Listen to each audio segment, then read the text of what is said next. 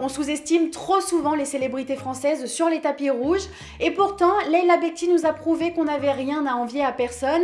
Elle a fait un festival de Cannes hyper mode, très pointu et rempli d'archives. Je voulais absolument qu'on en parle. Elle a commencé son festival avec une robe noire Guy Laroche issue de la collection Automne-Hiver 2002-2003.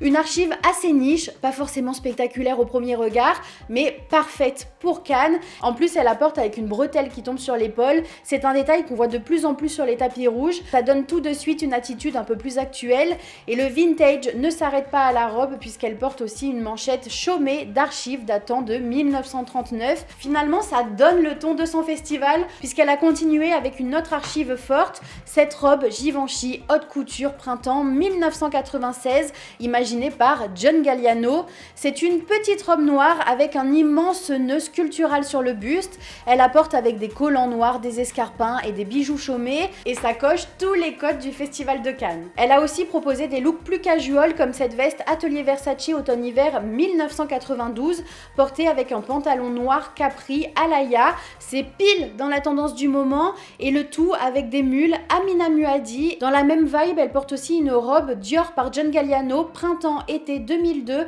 avec un boléro Alaya printemps-été 2012. Ça peut paraître simple mais en réalité c'est ultra efficace, surtout qu'elle ne se contente pas de copier des looks de défilé, mais elle fait des mélanges de pièces et elle a l'attitude qui va avec.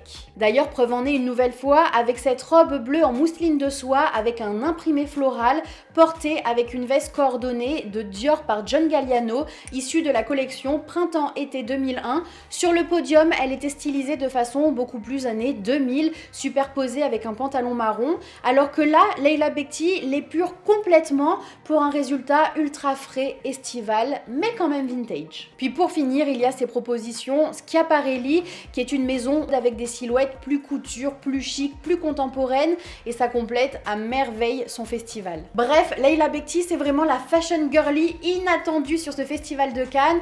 Elle incarne à merveille le glamour à la française, et franchement, qu'est-ce qu'on adore.